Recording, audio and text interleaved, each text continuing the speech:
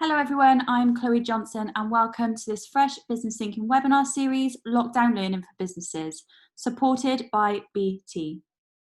BT Skills for Tomorrow aims to empower businesses and their employees with the digital skills to help grow their business.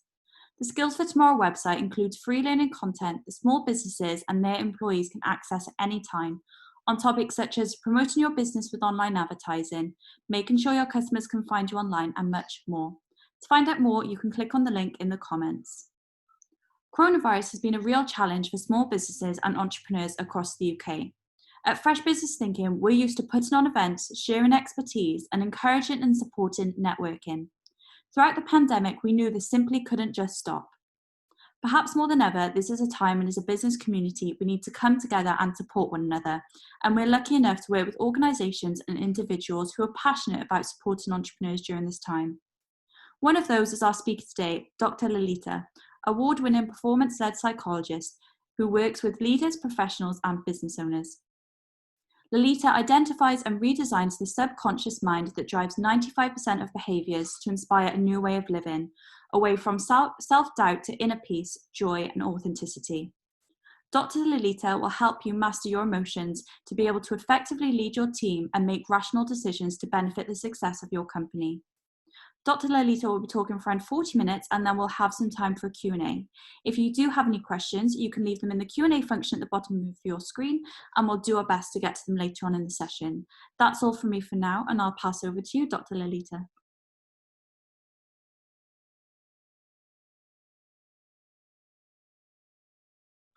Oh, you're on, there we go. Am I on? I've muted myself now so I can actually talk to you guys. So hi everyone.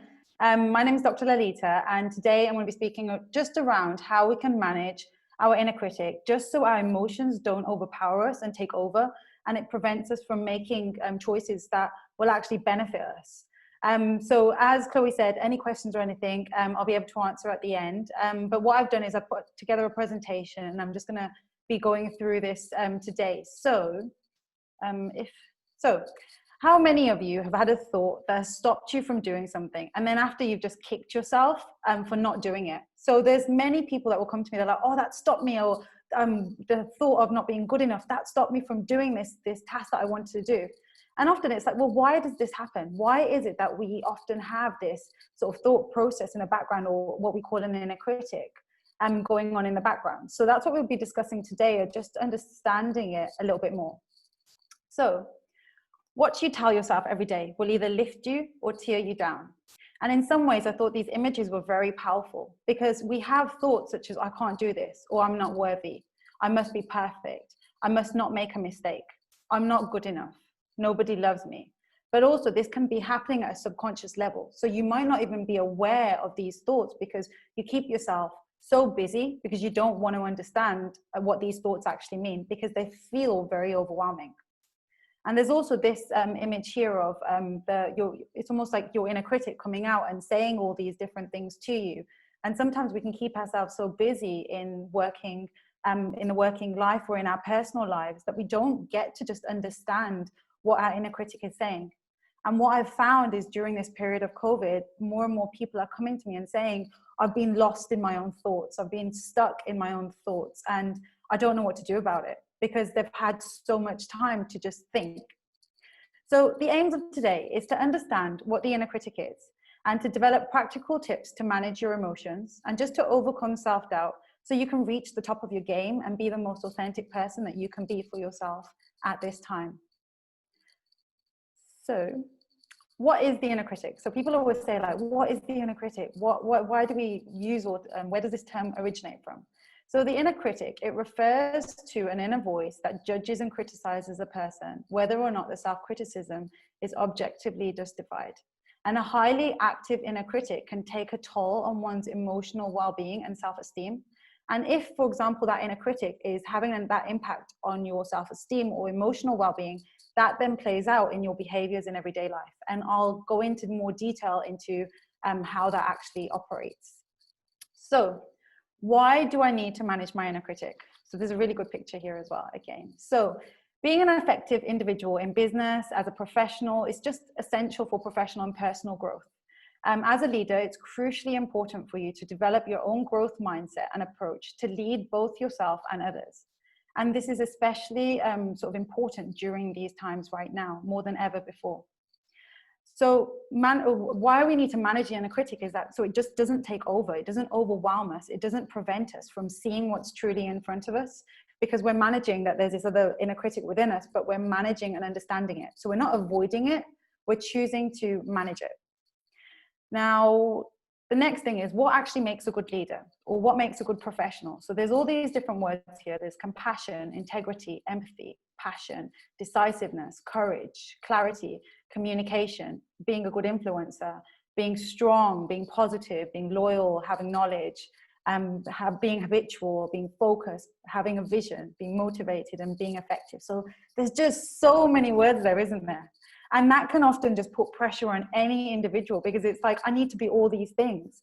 And what we see in other people, well, they're more compassionate, or they're like that. And that can also then really beat us up, because it's like, I'm not like that, or why can't I be like that? So we end up putting all this pressure on ourselves. And often it's the inner critic that's looking and observing other people and saying, look how compassionate they are, or look at them, they get their vision, they're so focused, they're so determined. And by doing that, it's acknowledging the traits in other people, but also belittling yourself by constantly just criticizing yourself for what you are and not being able to see the good and the traits that you bring. So what do these words actually mean? So when we even look at all these different words, like compassion, what compassion means to me will be very different to what it means to everyone else that I will speak to, because we all have our own experiences of what compassion means. And we're not talking about like the dictionary terminology. We're talking about what you actually make of it and what it means. So what do these words actually mean? This is another thing, just having clarity over what the words mean to you. Now, I've picked out a few images there of different leaders, and look at them. Every one of them is very different, and they're unique in what they bring as a leader. They're unique in the way that they are as a professional. And in so many ways, this is how we are as leaders. This is how we are as professionals. We are unique in our abilities. And it's to try and understand the skills that we have, to just nurture these skills, as opposed to criticizing ourselves for the things that we feel we don't have, because that can really impact on us, because it will make us, I need to do more, I need to do more. And we're constantly trying to do more and more and more and putting this pressure on ourselves. And that can then lead to things like stress, anxiety, depression, eating disorders. There's so many different types of symptoms then that will present themselves as a result of what's going on underneath. So here's Bobby. This is Bobby's inner critic. So this is an example I'm going to use throughout without the presentation. So Bobby grew up in an affluent community of educated professionals who valued academic and athletic achievement. So both his family, his school, and friends emphasized achievement and excellence. And whenever Bobby's performance did not meet the standards of excellence, his family and teachers expressed disappointment. So from these reactions, Bobby concluded that he was inadequate. Since Bobby believed about himself that he was inadequate, he felt anxious in situations that required him to perform, and he started to avoid them.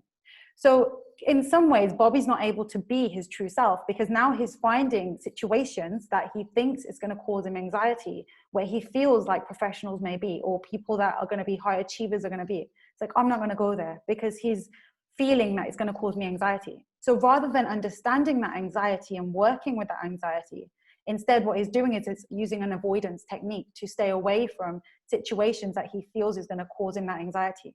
But there's only so much of running you can keep doing from these situations, because he might decide that he's going to change his job, and he ends up in a job, and actually there's people there who are going to be talking academically, for example, and him feeling very out of place, him feeling I'm not good enough, because then his inner critic is coming out and really really criticizing him and saying to him that, hang on 1 minute, like what's going on here? Or sorry, there's someone that's raising their hand, so I got distracted. But yeah, so Bobby's inner critic is saying, like, I'm not good enough. They're talking about they're talking about something that I don't get, and I know that I don't want them to feel disappointed in me. So that's what he's trying to avoid, is the disappointment. So as we go along, so when does the inner critic come out? The inner critic, again, it's a really cute image there. So you drew me all wrong. The inner critic can come out at any point, and often people, when they're stressed, when they feel very tired, it can come out because you're a little bit more vulnerable then. And the inner critic can come out and it can become louder and louder within your day-to-day activities. So the inner critic is always there. And it's never about, I want to get rid of my inner critic. It's always about trying to understand, how am I going to manage this inner critic?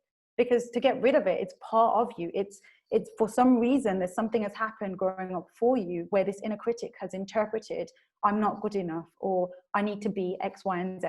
So that's what we're going to try and work on and help you understand today as we go further. So why does the inner critic come out? Now, the inner critic, your inner critic, it reaffirms untruths about yourself that you have internalized to be true. So for example, I'm not clever. Bobby's example is he learned in that situation that I'm not clever like everyone else. So he developed that maybe I'm a belief system that maybe I'm not, I'm dumb. He could be, I'm an idiot, I'm stupid. So he has these really powerful beliefs of how he sees himself in the world. And that then impacts on his ability to get a job, his ability to go to interviews, because in the background, he's got, I'm not good enough going on. And it stems from the beliefs that we hold of ourselves. So in Bobby's example, he has these beliefs. But when I say that, I also want to make a very clear that just because Bobby has them thoughts of not being good enough, he also has thoughts of I am good enough. Because even like, for example, all of you here today, you're on this webinar today, and the fact that you're here shows that you have lots of different thoughts and lots of different belief systems, not just that I'm not good enough. Yes, they come up occasionally. Yes, they will be louder on certain days, but it doesn't mean that that's the only belief system that you have. So it starts from the being. So this is an image. So everything that we have, like our inner critic, it actually comes from the being of the beliefs that we have. And the beliefs that we have, they form from childhood, they form from sort of like traumatic events that may have happened in our lives. And I'll go through that as well in the next few slides. So the way that we behave here is in the doing, and our practices, our skills, ourself, that's in what people can see. But the root of what is going on, that's where our beliefs lie. So the belief, for example, of Bobby, he feels like I'm not good enough. That belief lies underneath. That belief is hidden away. No one can see that. He doesn't portray that to other people. He doesn't go around screaming, I'm not good enough. But instead, he may show something completely different as a tree. So he, like underlyingly, he might feel that actually I'm an orange tree, but then he's showing that he's like a banana tree because he's fearful of people rejecting him or feeling that disappointment that he felt when people see him for who he truly is. So growing up, he learned that it was not okay for him to be the person who wasn't athletic like everyone else, who wasn't academic. Maybe he was more creative, but he never got that space to nurture that creativity. Instead, he was told, you're not good enough because you're not like how his family were. So he then developed a different doing part of him rather than being who he authentically is. So this is where we talk about knowing thyself. And I know what you're going to say. Here we go again. Here there is someone else talking about you've got to do your inner work. You've got to understand yourself. But actually, it is a deep dive into your subconscious. Because what it is we need to go into your subconscious mind and really understand what is going on. There's no point if you've cut yourself, there's no point in just putting a plaster over it. We want to understand what's actually happened underneath and make sure it's not infected, make sure you're given the right support. And in so many ways, in order for you to make authentic change, it's to go deep into your subconscious mind to truly understand what is going on. So the example with Bobby, if Bobby just keeps avoiding these situations, he's not being authentic to who he is. He's not growing in the capacity that he could grow because he's so fearful of what's going to happen. So then this then takes us to the next one. What will we find? And this is the biggest thing that people have is it's a fear of what am I going to find in my subconscious? I don't even want to go there. It becomes a scary place. And if we keep saying to ourselves, it's a scary place, I don't want to go there. But also you've associated the past with being that disappointed feeling. Why are you going to go back there? Because that door that you open is that disappointment feeling. So you don't want to go back there. But what will happen is Bobby's got that door shut. The disappointment is behind the door and he's got that door shut. But that doesn't mean that things in his life now might come back out and re-trigger that belief system for him. So it might be that actually he decides that he's going for a job interview and he doesn't get the job. And then he asks for feedback and they say, oh, we didn't feel like you got the degree that we wanted. And instantly what happens? That same disappointment that he's got locked behind that door comes back out again. And he's feeling it all over again. And he's like, why am I feeling this way? What is going on? What is happening? And actually what is going on is that he hasn't understood how that disappointment has impacted on his life. He hasn't been able to process that emotion and almost like put it on a shelf, knowing that, okay, it's there, it's fine, rather than trying to shut the door and lock the door away as well with a key. So what will we find? It's a fear. It's a fear of what's going to happen when these emotions come out. And remember, they're emotions that are just trying to communicate something to you. So the disappointment is trying to communicate to Bobby, I'm not content with what I have been through, because I felt like during that time I wasn't good enough, or I wasn't right for my family in that time. So what will we find? And can you see the image here again? I like my little images. So maybe it will be easier if we put this down. And it's again the self-doubt that we're carrying with us. So our thoughts fuel our emotions. And this is the next thing. So we have all these different emotions. So where do these emotions come from? So it's our thoughts that fuel our emotions. So thoughts are the ones that create the feelings, and feelings then become the behavior, and the behavior then reinforces the thought. So I'm going to go into detail with this and give you an example of how this actually works for us. So when we talk about thoughts, it doesn't mean that you're conscious and you're aware of all these thoughts that are going on. You might start to become more conscious when you're feeling the emotion. So when you start noticing like the disappointment feeling, or you notice the panic or the anxiety, that is when you start noticing, hang on, I'm feeling something, what's going on? As opposed to being conscious of the thoughts. And this is where, when I say we're doing like knowing thyself, it's knowing what is going on for you and learning to communicate with your body and what your body is saying. Because we often feel emotions in our body. We often feel emotions in our head as well. And it's trying to understand this. So it starts from our thoughts. Yes, this is what we're going to go diving into. And this is where our inner critic lies as well, within our thought systems. But don't forget, you also feel the inner critic. And what do I mean by this? I mean the physical side. You notice it. So your noticeable effects are like your pupils dilate, your mouth goes dry, your shoulders and neck get very tense, your heart beats quickly. Breathing is fast and shallow as oxygen is needed for muscles, and you start to notice that you get sweaty. Now, have you ever noticed any of them symptoms? Just think back to your experiences. Think back to times where you may have felt this, and especially during this time now with COVID, with the uncertainty. Have you noticed any of these sort of effects coming out for you? And the hidden effects. So your brain gets body ready for action. Your adrenaline's producing. You're getting ready for fight or flight, that's why we feel anxiety the way we do. And then the liver releases glucose to provide energy for muscles, and your blood pressure rises. So there's so many internal processes going on within you. And sometimes it can just be like, you notice the sweatiness, and you're just like, okay, I'm getting really, really sweaty. I need to get out of here. I'm getting really, really hot. I need to go. But not understanding why that's happening. Now, if that keeps happening and you keep avoiding this, the feeling or the sweaty palms or something that happens, you're not understanding what truly is going on. So, for example, if people have they have social anxiety, so every time they're around people, they feel this anxiety that's coming up, and they often say, well, I don't understand why I'm feeling it. And when we go back into it, and it's very different for every individual. Every individual has a different story, and every individual has a different thought process, and feel emotions very differently as well. And that's okay. So it's trying to understand your journey. So if, for example, someone else isn't getting sweaty palms or isn't getting anxiety when they're around big groups of people and you are, that doesn't mean that you're not good enough. It doesn't mean that there's something wrong with you. Instead, it's trying to understand what's going on. And often it can come because there's a fear of judgment, a fear of rejection, a fear of just being accepted. So there's so many deeper processes that are going on for you. So let's move on. So where do our thoughts come from? And this is the really interesting bit now. This is where we go into our subconscious. So let me give you an example. This is an example of you're at work. So Bobby's at work and he hears a loud noise. Now, can you see the trigger here is the loud noise? So the situation is he's just at work Let me give you a little bit more context though into it. So he's at work and he's working late. So he's in the office, which feels like very, I know that we can't imagine that right now, but let's think back to when we were in the office. So he's in the office. It's 7 o'clock at night, and no one's usually in the office at this time. So it's 7 o'clock at night, and he's thinking, I'm going to get all this work done.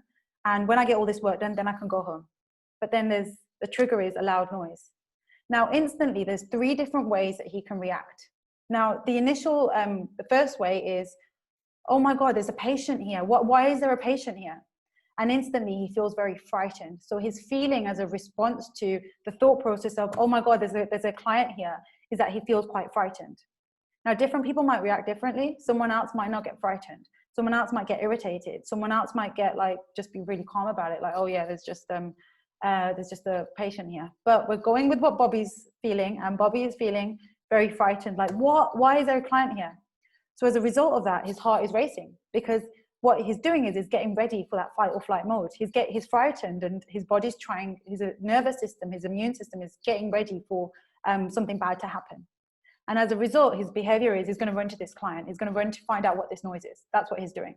Now, again, in another circumstance, people might hear this noise, they feel frightened, their heart racing, and then they run and hide somewhere. They run to like the bathroom to ring someone and be like, oh my God, there's a noise. And there's another trigger. So the trigger, the loud noise, and another thought process, or another way that Bobby sees this is like, a colleague. Why is there a colleague here? Like, and he feels quite annoyed.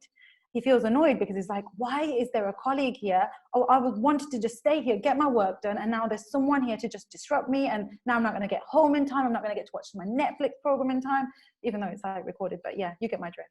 And then as a result of that, he feels quite tense and quite restless. And then what he does is he ends up shouting at this colleague, and he's like, what are you doing? Like, why are you here? And the colleague's like, whoa, I'm here doing my work. What, like, we share this office? So that then can you see how it can impact on the other person, because they're not understanding what's going on for you, but neither are you, because you're not consciously aware of what's going on. Now, another example is there's a loud noise and it's the cleaner, and you feel quite relaxed because you know that the cleaner comes at like 7 o'clock in the evening. You know the cleaner's going to be there. So you feel quite relaxed, physical sensation. You're not getting ready for anything. You feel quite relaxed. You know what's happening. Everything's all under control, and you just carry on and you go back to work. So this is what is going on for us day to day, where we're reacting in different ways. So another example of this is, say if you're going for a walk and a trigger is that your friend walks past you, and you have a thought process like, how dare they? Like, how dare they just walk past me? And as a result, you're feeling quite annoyed. But then someone else might be in that same situation, and that friends walk past them and they're like, oh, well, they probably didn't see me, and it doesn't matter. And they carry on their life. And there might be another person who they're going past, and their friends walk past them, and they're like, see, it's because no one really likes me. I know that no one really likes me, and no one really cares for me. And that's why like people just ignore me like this. So this is showing you just how like experiences around us, it comes from our interpretation. It comes from the way that we're thinking about things, which then influence our feelings. But we're going to go a little bit deeper into this now. A little bit deeper into understanding, well, why is it that one person thinks, well, she's just walked straight past me, how dare she? And another person thinks that, oh, well, it's all right, like she probably just didn't see me. So why can one person be so chilled about it and another person isn't as chilled or gets very angry? So why is that? Why does that happen? So this brings us nicely to the next slide. So this goes a little bit deeper. Now, don't get scared, because there's like this big flow chart in front of you and it looks quite complicated, because actually here, so the behavior, thoughts, physical sensations and feelings, this is what's going on at the bottom. But as you can see, there's loads of different arrows as well. So it doesn't mean that it has to go in the order of the thoughts, the feelings, the physical sensations and the behavior. And it could cross section as well. So that's so it's not just saying that it has to go in that one sort of like that one order. It doesn't have to do that. It can just go through, filter through different things. So you might notice that I feel this feeling, then the feeling then influences a thought. The thought then has an impact on you physically. And everyone is very different in how it works. So when we come back to this, then we see the triggering event here. So the triggering event is often just the thing. So for example, with Bobby, it was a loud noise. When your friend walked past, it was the friend walking past you. Now this comes back from our assumptions and life rules. So we might feel like that's really disrespectful that someone just walks past you if they know that they're meant to say hello to you. Even if they don't like you, they're meant to say hello to you. But then it also stems from a deeper core belief of I'm not good enough. So if we then feel like we're not good enough, which comes from our early experiences of, for example, with Bobby, he didn't feel like he was good enough because he didn't fit in with the rest of his family. So he was like, I don't fit in. I'm disconnected with people. I don't feel that sense of belonging. That's what his assumption and life rule is I don't fit in. But his core belief is, again, I'm not good enough. So when, for example, he then finds himself in situations where there's new people, he might get very, very anxious. And the triggering event might be looking at someone's reaction. So you're looking and you're talking to someone, and that individual might be like really like bland looking. Remember your perception. So you're interpreting that, oh my God, they look really bland. Like they're not, why is it that they aren't responding back to the way that I should be responding? Or maybe I'm doing something wrong here. So instantly what happens is you then start to think that it's because I'm not good enough, because it comes from one of your belief systems of you not feeling worthy, which comes from your early experiences. So that's why with someone else, it might feel like an earlier experience might be that, yes, they were in a household and they did feel that sense of belonging. They did feel like they were connected with their family. They did feel like they received love in the way that they needed to receive love. But also, if you feel like growing up, your early experiences was that you had to suppress your emotions because people around you didn't understand these emotions, or they said you were too sensitive, or they said that you're too emotional. These become core beliefs within us as well, like I'm too much. And again, that makes us feel like I'm not good enough. So constantly then we try and adapt and change the way that people see us around us in order to try and fulfill what they are showing us. And this then has an impact on business, because this has an impact on the way that we lead people, because rather than leading from an authentic place, we're leading to try and get acceptance or try and get approval, because there's that part of us that wants that approval. And this is what then develops into that inner critic, who's constantly just berating you, just constantly screaming at you. And it's just sitting here screaming at you, saying you're not good enough, you shouldn't be doing this, or why are you doing that? And everyone has an inner critic, everyone. I interviewed John Travolta, and I asked him, I was like, how do you manage your inner critic? And he laughed at me. He just laughed in my face, and he said that I don't pay any attention, because I was interested in like how is it that people that are so successful in life, how is it that they manage their inner critic? And the thing is, everyone has an inner critic, but it's how we deal with it on a day-to-day basis, how we manage it on a day-to-day basis. So moving on, so why is it that thoughts matter? So different people, they react very differently to the same situation because they interpret it differently based on their beliefs. So let's go back to this, the belief system here, the core beliefs that we have. Now, if you start identifying some of the core beliefs, like I am good enough, or I am not good enough, I am not worthy, and just thinking back to your childhood, thinking back to your experiences. So for Bobby, it was very, very important for him to go back and understand that disappointment feeling that he felt.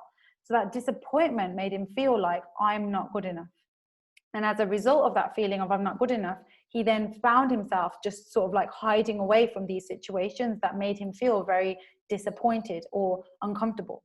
So, but then that can also become like a labeling theory, where he then starts to feel like I'm the dumb one in the family, or I'm the different one in the family, or I think I was the adopted one in the family. And that starts to become your story that you're telling yourself day in, day out. So then you go for a job interview, for example, you don't get that job interview. And then it's like, see, it's because I'm the dumb one. That's why it never works for me. Then you have a relationship, and that relationship doesn't work out the way that you want it to. Then it's like, yeah, see, it's like, it's because I'm the dumb one. And you may not verbalize that to other people, but it's what's going on within you. And as a result, it's like, I don't want to feel that. I don't want to feel that disappointment feeling constantly. I don't want to feel like I'm a failure constantly. So what do? You end up distracting yourself with life. You end up doing lots of different hobbies and interests, and you keep yourself very busy, very, very busy. So by the time it comes to evening, it's like, right, that's it, I'm so exhausted. But the days that you don't exhaust yourself, what tends to happen is that, again, sleep is impacted. So there's that part of you where you're trying to sleep at night, but at night you can't run away from yourself. You can't run away from who you are, because you're there. You can't distract yourself with different things. And then you're thinking, and your mind's just ruminating, and you're thinking of all these different things. and you're like, oh my God, I just want to go to sleep. And then that's where it's like, okay, you know what, just before bed, then maybe if I have a drink, that's going to help me. And you find things to just soothe these emotions. But actually, if by understanding them, it really, really helps you to become more aware of them. And then, so that the first stage is always awareness. After awareness, you go through a stage of understanding.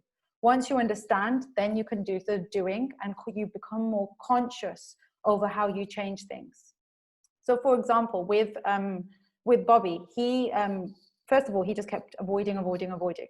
Then he got to a point where he had to look within himself, and he was like, okay, I understand it. I understand that during my childhood, this is what happened.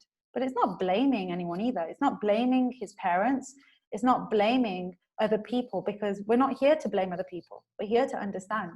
We're not saying that his parents are at fault. We're not saying that his teachers are at fault and they should have helped, because then we end up coming from ego, and we end up coming from that blame culture. And we then use the world around us as like, not making excuses. I don't want to say that, but trying to find a reason or a solution to why we are the way that we are without looking within.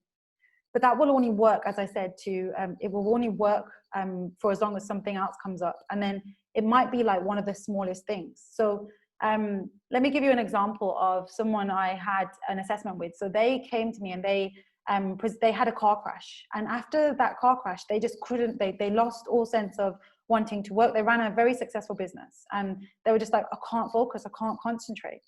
And what happened was, in the accident, when the accident actually happened, they felt very lost. They felt isolated. They felt like, because no one stopped to see if he was okay as well, he felt very rejected. And that brought up so many different emotions for him.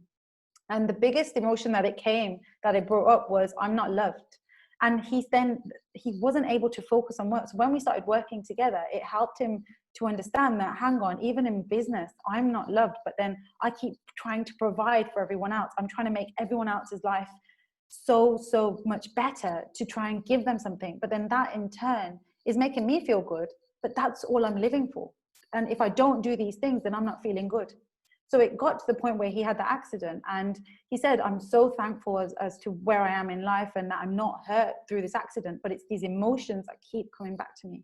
So when we processed through these emotions and actually went back and understood where else he felt these emotions, they were very powerful for him, because it gave him that opening of what is going on for him. It gave him that understanding of why he is the way that he is. So thoughts matter. Thoughts matter because they stem from our beliefs, and our thoughts can become very automatic, just like with our inner critic. Our inner critic can become very automatic. So you're doing something, you just go into a shop and you're like, oh, hi, are you okay? And then the person might say to you, oh, yeah, you're okay. How was your weekend? And you're just like, yeah. And you walk off. And then afterwards, you're just like, I'm such an idiot. Why did I say that? Why did I say that? I shouldn't have said that. I should have said this. Or when you're trying to talk to someone about business, for example, or you're trying to lead a team, and in that team of people, you might say something by accident, and afterwards you beat yourself up. You're like, oh my God, I'm such an idiot. Now, there's a healthy way of doing it, but there's also an unhealthy way of doing it. And the unhealthy way of doing it is when you keep going over these different things that you see as mistakes, these things that you see as failures, because that's what your inner critic is looking for. It's like just sitting there, and it's constantly just looking out for all these different experiences that it can turn around and show you that you're not good enough, because that's one of your belief systems. So your perception of yourself and others, and how you interpret events and situations you find yourself in, strongly influence how you feel and what you do. And that's why I say it's so important as a leader, it's so important in business to really understand your own emotions, to understand how your emotions are influencing. So when I gave you the example of this person who I was working with, they didn't realize that the way that they were being a leader, the way that they were being a business leader and an owner, was they kept trying to provide and keep doing more and more and more for everyone. And yeah, it was working for other people, but ultimately it wasn't working for him. But he fell into this pattern of behavior, as that's what was fulfilling him. That's what was giving him this love. That's what made him feel worthy, gave him value, and made him feel good enough. So noticing your thoughts and understanding your thought processes, they can help you change your mood and your behavior, and influencing decision making and just your leadership skills and how you are just socially, how you are personally. how you are in relationships, how you are in friendships, because it allows you to be more authentic. It allows you to be just okay with who you are. So next one. So can you see the importance of knowing thyself? It's not just like, oh, you need to go and sit with yourself and do some work with yourself. It's really going deeper. It's really going deeper into understanding your patterns of behavior, your emotions, your mindset, and really mastering yourself. So knowing thyself is really looking at yourself for who you are, not what you think that you should be, not what you think other people want you to be, but what you want, or what feels right authentically for you. Now, how do you change your thoughts? So it's important to write down your thoughts and your reactions to your thoughts. And what I mean by your reactions to your thoughts is, like, for example, you might be feeling that a reaction might be that you're in a group meeting, for example, and someone's asked you a question, and in front of all these different people, you now have to answer this question. But you notice yourself getting all red, you notice yourself getting all sweaty, and that makes you even more panicked in that room, because you're like, everyone's looking at me now and everyone's going to think I'm an idiot. And that's because deep down, that may be something that you're going through or you're feeling. But remember, you're not feeling it all the time, but it comes out at certain points, it will come out. So just by writing these down, and people were like, yeah, I was thinking about it. I'm like, no. Thinking about it is processing your thoughts in a different way. When you're actually physically writing things down, it's completely different way of processing things, because you're seeing it, you're thinking about it, you're writing it, and then you're visually seeing it again. So there's lots of different processes going on during that time. So writing down your emotions, your physical sensations, your behaviors. Now I've got a really good worksheet I can provide you guys. So if you email me at the end, I'm happy to pass that through, where it actually gives you, like, what was the situation, what was the process, like the thought process, what was your emotion, and it just guides you through to help you become more aware. So it enables you to start identifying certain unhelpful thinking styles, which is your inner critic, and to question the beliefs and interpretations that are causing you difficulties. So you might not even realize it's causing you difficulties until you start becoming aware of it, and you start thinking, oh yeah, I do that, or I notice this as well. But just by sitting with yourself or sitting with someone else, having this conversation and really looking at yourself, it will give you these, like, this is why I do this, or this is why I do this. And it's just these light bulb moments going off.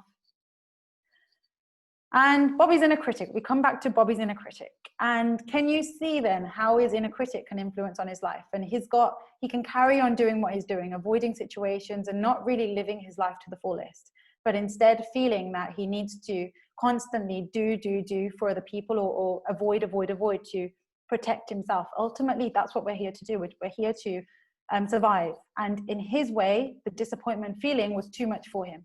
That was the feeling he didn't want to feel again. So he found a way to avoid it. So as a result of that, he didn't want to feel inadequate. And rather than putting himself in these situations, he's just like, I'm not going to do it. So can you see that if he keeps doing that, he's not really growing, he's not developing, he's not understanding. Instead, he's just finding a different route through life. But is that really him being his authentic self? He's capable of so much more, but he's not aware of that at that point in time. So your turn. This is really good to take a picture of. So this is just like questions for each element. So sometimes it's like having like a therapist there. So the situation can be like, what was happening just before I started to feel this way? What was I doing? Who was I with? Where was I? When was it? So imagine Bobby's now with, he's gone out and he's with a group of friends, and he noticed he felt a little bit distressed. So the situation is, what was happening just before he started to feel this way? And what was he doing? Who was he with? Where was he? And when was it? Then his thoughts will be like, what's going through my mind at this time? Like, what were my thoughts? What were my images? Did it take me back somewhere? Was I thinking anything in particular? And what did this say or mean about me? What was the worst thing that could have happened? And keep repeating that question over and over again. Because Bobby could have said the worst thing is that everyone laughs at me. Okay, so what's the worst thing when everyone laughs at you? Then they're all going to think that I'm like a dumbass. Then what? Then what? Then what? So you keep trying to just think of all these different scenarios.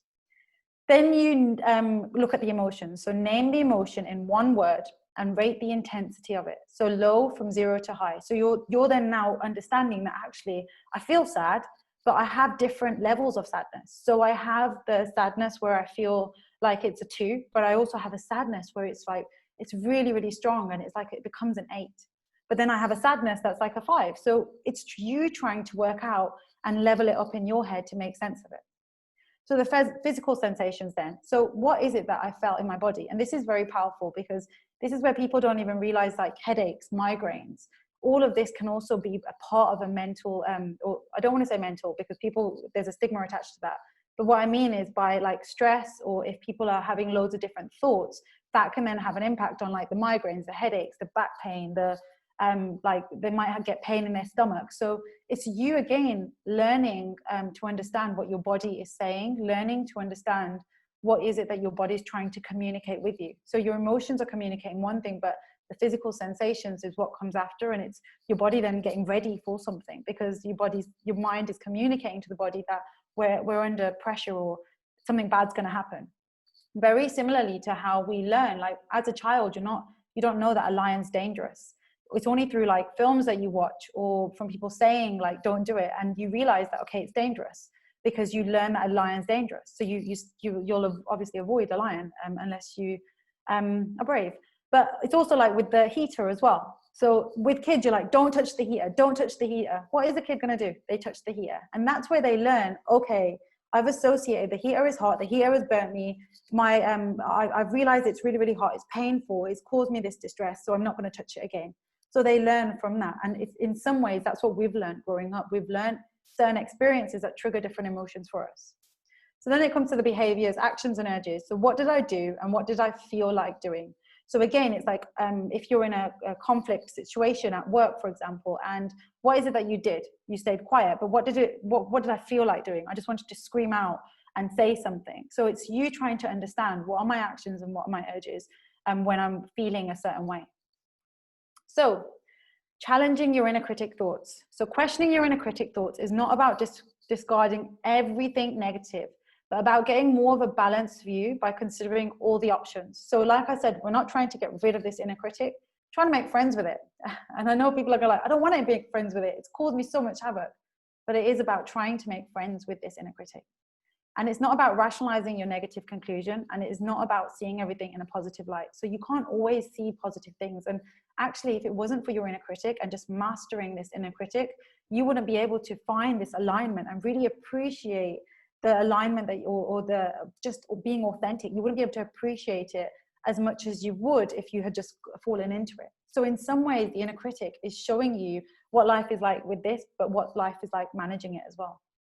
And it's about looking for information that you might have overlooked as well. So for example, when with Bobby, he might find that they're talking about something now, and this has just gone over my head, and him feeling like this is causing me too much anxiety. But he's already just thinking that he doesn't know what they're talking about or how to engage in that conversation. Instead, it's like looking at like how the message is overlooked, but these people want him to be part of this conversation. These people aren't there to make him feel stupid or make him feel crap about himself. These people want him to be part of this conversation, and they might ask him what his views are. So sometimes it's overlooking and not going back into that little boy that he was once. Instead, it's looking at the bigger picture. So this is a checkout now. So we do not have to fit into a mold of what we think we need to be an effective leader. Find your fit. So like I showed you at the beginning, all them different images, find what fits for you. Don't feel that you need to be something else.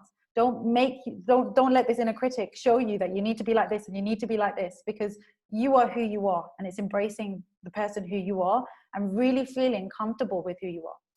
So it's our interpretation of a situation, not the situation itself, that affects how we feel and what we do. And our thoughts, emotion, physical sensations, and behaviors, they all interact with each other and they affect one another as well.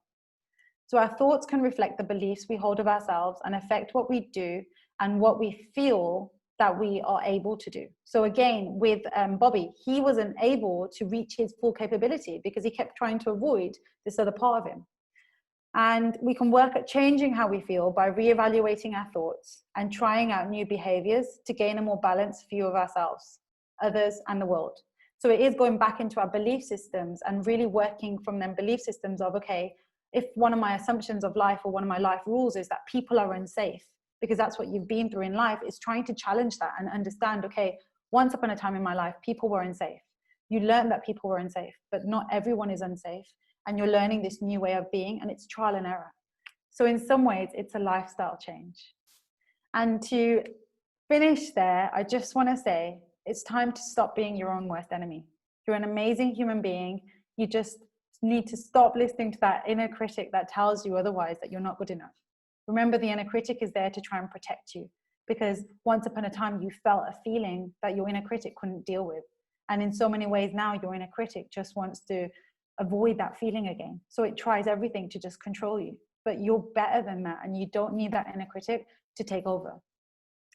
So if you have any questions, you can contact me on my email address. You can contact me through my website, and I'll get back in contact with you. So on that note, Chloe, are we there? Thank you so much, Dr. Lalitaa. That was a great session. We've had lots of questions come in through the live chat. So let's have a look at some of them. The first one: whilst working from home, I'm struggling to separate my workspace from my personal life. What do you suggest? Okay, I would definitely suggest having a routine. I've spoken to a few clients about this, and the routine has worked really, really well. So start the day. Don't get up in the morning and jump straight into work. Try and have that break. So even if it is to get up in the morning, go for a walk. Once you've gone for a walk, you come back, because in some ways what you're doing is you're recreating that the travel side of things. So when you used to travel to work, you're recreating that. So you're like, okay, right, come back home, get into work mode. Don't work in your PJs. Try and have that distinction between, okay, this is my working time and this is my personal life. When work is over as well, you put work away. Don't feel like you're going to blur the boundaries just because you're at home and you think, actually, I'll do that later on, or I'll do that from the sofa while I'm watching my film. You have that clear time of, okay, this is my working time. This is my personal and my time for myself. And always try and do something good for yourself as well, like something of self-care every day. That will help you to be like, okay, and it's something to look forward to as well every day. That links in very nicely with the next question, which is, what are your top tips of being able to switch off from the working day? Okay, what I would say, my top tips: going for a walk, going for a run, doing something physical, but also switching off your mobile phones, your work mobile phones, switching off your work emails, notifications on your phone. Don't have them going on all the time, because you're constantly being not irritated, that's the wrong word, interrupted, I meant. You're constantly being interrupted, and you're not then really getting to just switch off completely, because you've got this going on or this going on. And also, don't keep yourself so busy. Like, sometimes it's okay. Don't feel like just because we're coming out of lockdown, like, I need to meet this friend and I need to meet this friend, and again, become very, very busy. Give yourself that time as well in the evenings, where it's like, okay, this is my time to read a book. This is my time to do some yoga. This is my time to listen to a podcast, whatever it is that feels right for you. And again, it's trial and error of finding things that you feel like it brings you enjoyment. But definitely the notifications, don't have your notifications on.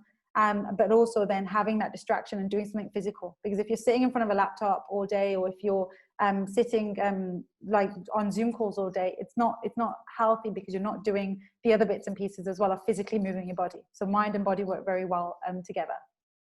The next one is from Jenny. Can you tame your inner critic fully?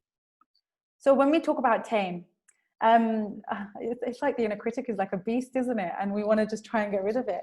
I would say that we can manage our inner critic, and there's times where our inner critic will come out when we're vulnerable. And when I say vulnerable, when we're tired, when we're sleepy, when we've had like a relationship breakdown, when we feel very overwhelmed, our inner critic will be there. And the inner critic will constantly be around, but it's how you then manage it. So it's always coming back down to how are you going to communicate. It's like having a child who's always having tantrums next to you, and how are you going to manage this child within you who is having these tantrums. But remember as well, the inner critic is just trying to protect you. It's just trying to look after you, to make sure that you're not in a situation where once it was very difficult for you. So once you learn to understand, in some ways you're communicating with it, so you're not having to like force it to stop being there. You're understanding, and you're working with it, as opposed to trying to work against it and get it into a room and lock it away, because you want to try and understand it. The next question has come through saying, what does Dr. Lalitaa think of the phrase, do the thing you fear to do and the fear will disappear? So what I say is, fear is like false evidence appearing real, isn't it? That's what they say. And with fear is trying to understand what fear means to you. So what was the saying again? Sorry. Let me just find it for you. It was, do the thing you fear to do and the fear will disappear.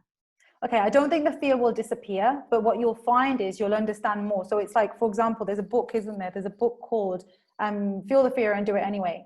But what that's saying to you, or if you read that book, it's actually saying to you, do it. Don't let fear control you and feel like you can't do it. So it's like, right, okay, I'm scared of spiders. So when you're scared of spiders, it's like, right, let's just bring in something that looks like a spider to start with. Then we bring in something smaller. Then we bring in something smaller. And eventually you get a spider in front of you. And that's showing you that you're building up that sense of understanding what that fear means to you, but also dealing with the physical sensations. So when we say like, oh, the fear is going to disappear, the fear won't, I don't think the fear is going to disappear. No, the fear won't disappear. It's you understanding that that fear is not controlling you anymore. Because say if you're like, oh, if I leave the house now, I might catch coronavirus.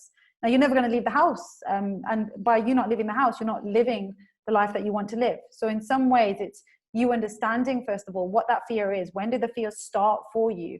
What is the fear as well? What is the fear? Is it a rational fear? Is it an irrational fear? So it's very sort of like individualized again in what we mean by that. The next question is from Julia. Do you think that too much engagement on social media impacts on how your inner critic affects you? I think that it depends on who you're following, and I think it depends on how you're interpreting it. And also having healthy amounts of social media. So not just every time you get a break at work, it's like, right, let me just scroll through social media. Or every time you feel like at the end of the day, you just want to chill out and it's like, right, let me just jump on TikTok, let me just jump on Instagram. And before you know it, all your hours and all your time has gone. Because what might be happening in that time is you're then seeing a world outside and you're saying, God, look, she doesn't even like, she's got all these amazing TikToks, she's got all these likes, she's got all these amazing followers, and look at like how she dresses and look at her hair, and look, she's just gone to the hairdressers today, because you're watching people's stories. So in some ways, yes, it can be negative, but also it can be positive because it helps you to connect with people. But it's having a healthy balance with anything. It's having a healthy amount of it and not feeling overwhelmed with it, but also being conscious of it when you are on social media. Be conscious of what inner critic is saying. So is inner critic comparing your life with other people's lives, or is an inner critic basically just belittling you because they're bigging up everyone else on social media? So it's being conscious of what is going on for you. The next question is from Matt. As a business owner, what steps and activities should I provide to my staff to help with their mental health? Okay, so he's a business owner, did you say? Yeah, a business. Yeah, okay.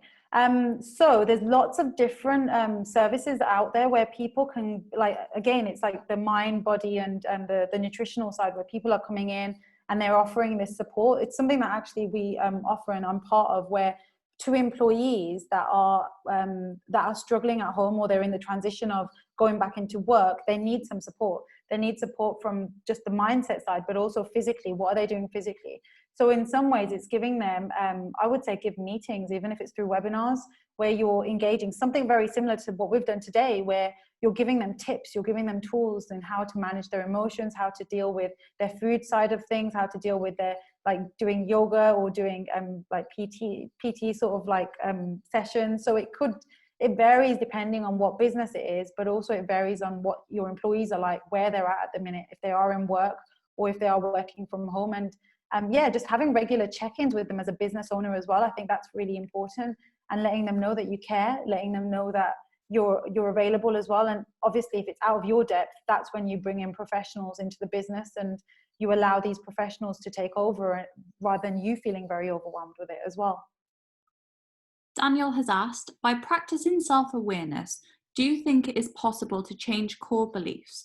And if so, how long do you think that might take? So how long is a piece of string? I know when I say that, people are just like, they're ready to punch me, because they're like, just how long is it going to take? And I'm like, you have to trust the process.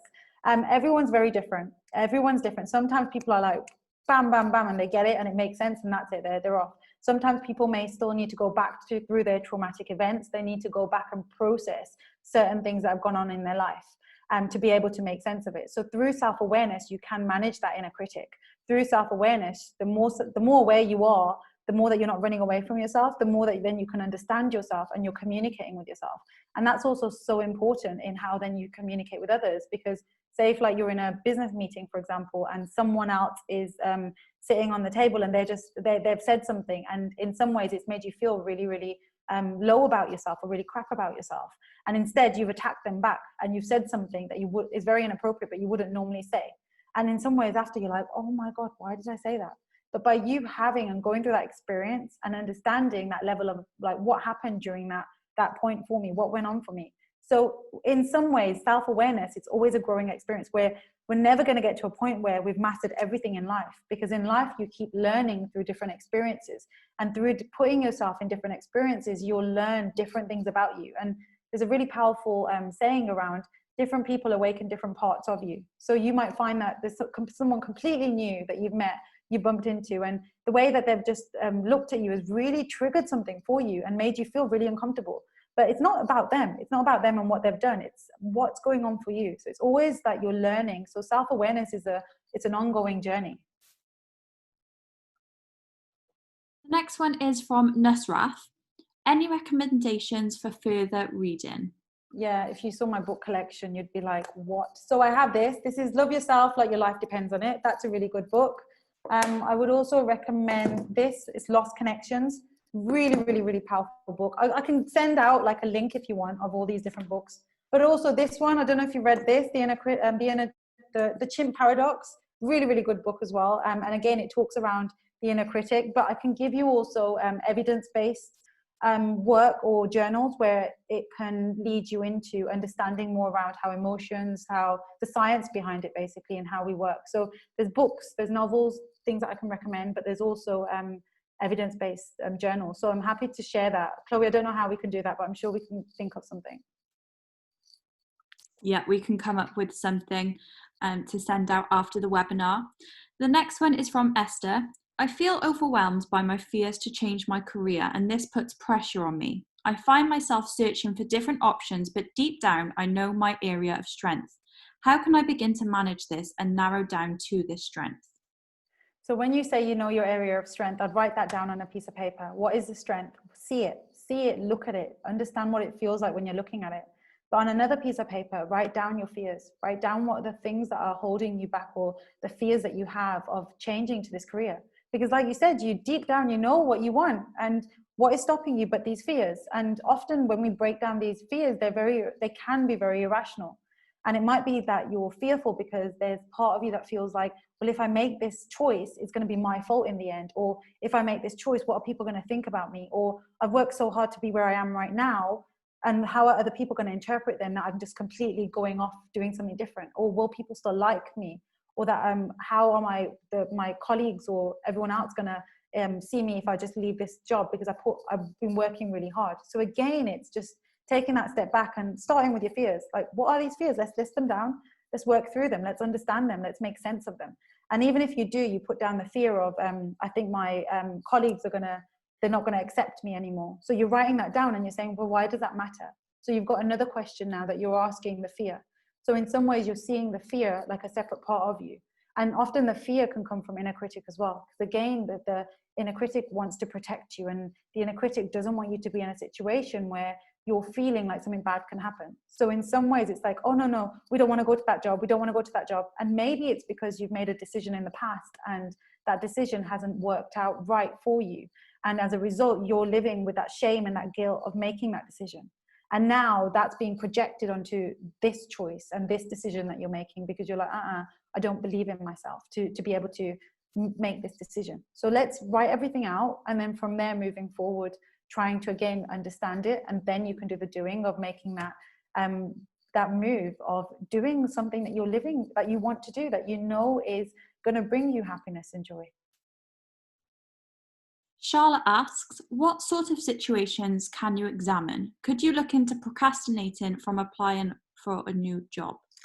Yeah, so procrastination is, again, it's avoidance, isn't it? So when we're avoiding things, it's just trying to understand what is it that we're trying to avoid. So by you understanding, okay, there's this job that I want, I say I want it, but yeah, I'm cooking, I'm cleaning the cupboards, I'm looking after other people's kids, I'm making, jelly. So whatever it might be, what you're doing is, why are these things so big for you? But also it's trying to understand your personality, because sometimes people work better under pressure, and maybe it's not under that perspective right yet, where you are under pressure and you have to do it. So it's trying to work out you as a person as a whole, understanding how you behave, why you are the way you are, and then understanding why you're preventing yourself from taking on this job, if that's something that you really want, because maybe you're sabotaging because it's not something that you really want.